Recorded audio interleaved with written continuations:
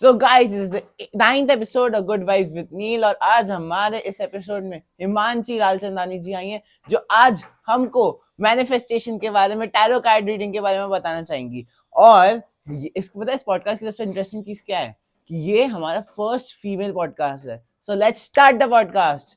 So ma'am, आप हमको manifestation के बारे में बताना चाहेंगे? First of all, thank you, Mr. Neil Bhatia, for having me in your podcast. I'm glad I'm a part of this precious podcast. Yes, so let's start now. My name is Himanshi. I'm a homemaker and mother of two young children of 24 and 20 years. So, what do you want to ask? Like, it's regarding the manifestation? या मतलब पहला question मेरा manifestation के ऊपर है। Okay. Yes, of course, I do believe in manifestation. I don't know कितने लोग इसको believe करते हैं, पर मेरे past 5 to 6 years of experience में मैंने ये चीज़ realize की है कि yes, it works, and somewhere universe always has our back. Like if we are manifesting with our true heart, like, so definitely वो चीज़ हमारी पूरी होती है. But there is a condition in that. Do you know what is that? What? It is like if you're manifesting, you have to do it without any doubt. Okay.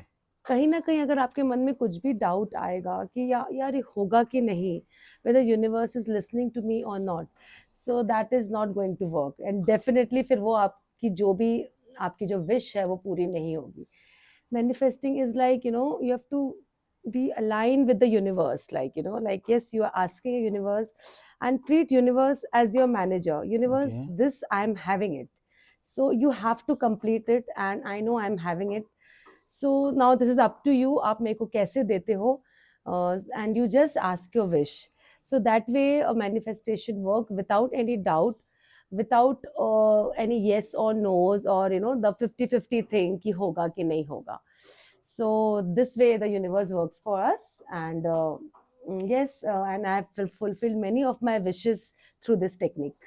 तो ये मेरा question था, 11-11 का क्या फंडा है? मतलब 1-1-1-1-1। See, these are the numerology thing. वो एक अलग आपको उसकी एक स्टडी है, which is a very detailed thing. वो मैं आपको maybe next उसमें बता दूँ.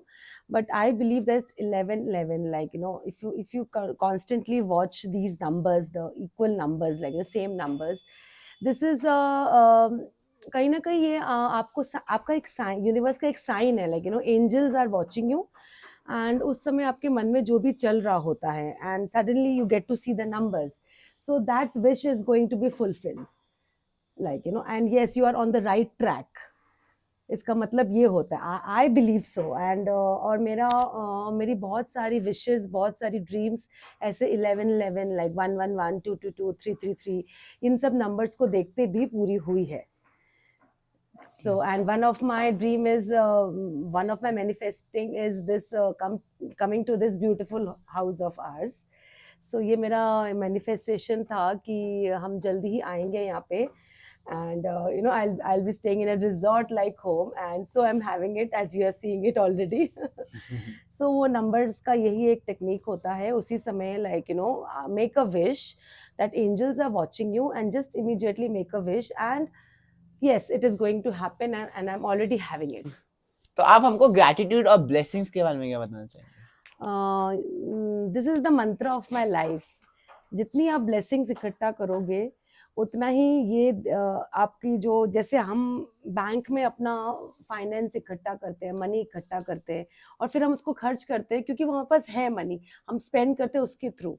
सो मेरे लिए ब्लेसिंग्स एक टाइप ऑफ इन्वेस्टमेंट है, एक टाइप ऑफ जमा पूंजी जो है. आप जितनी ब्लेसिंग्स इकट्ठा करोगे लोगों से, आप उतना ही उसको यूज कर पाओगे, उतना ही आप वैसा खर्च कर पाओगे, और आपकी जो भी विशेस है उसी ब्लेसिंग्स के थ्रू फुलफिल होगी. और दूसरा है कि बीइंग ग्रेटफुल. सो मेरा मॉर्निंग में ये है कि the moment I wake up, I am like, I am always grateful to the universe for showing me this beautiful day, and I always ask the universe, show me something beautiful today, and I ask questions, universe, what more beautiful are you showing me today than yesterday? So I keep asking such questions to universe. जैसे like you no because मेरा कल तो बहुत अच्छा गया ही है ना, तो आज मैं यूनिवर्स से ये पूछ रही हूँ कि और आज और आप कितना और अच्छा कर रही हो मेरे को। सो ये पॉजिटिव वाइब के साथ मैं रहती हूँ और ग्रेटफुल रहती हूँ हमेशा कि yes everything around me, everything surrounding me, like you know इकट्ठे collectively they start working for me, you know. जैसे मैं ग्रैटिट्यूड अपना देती हूँ, ग्रेटफुलनेस अपना मैं यूनिवर्स के आगे रखती हूँ, that thank you universe for everything, for everything. तो ऐसा लगता है everything around me including the plants, you know, including the table, the chairs, you know, because everything has energy. किसी में भी कोई भी ऐसी चीज नहीं जिसमें एनर्जी नहीं हो, even the walls, like you know, even this in the minute things, you know, everything has energy. So I know I start thanking my bed, you know, when I wake up, thank you bed for having me the whole night.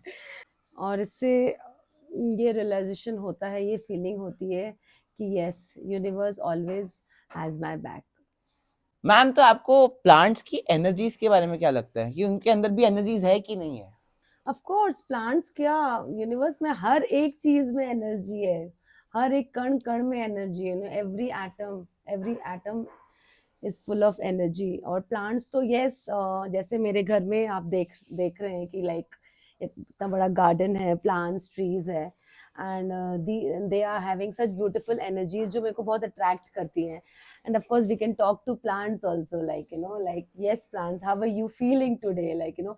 इससे एक अलग एक vibe create होती है, like you know, when you are happy, like even the plants are happy, you know, like you keep talking to them, yes, thank you for coming into our lives.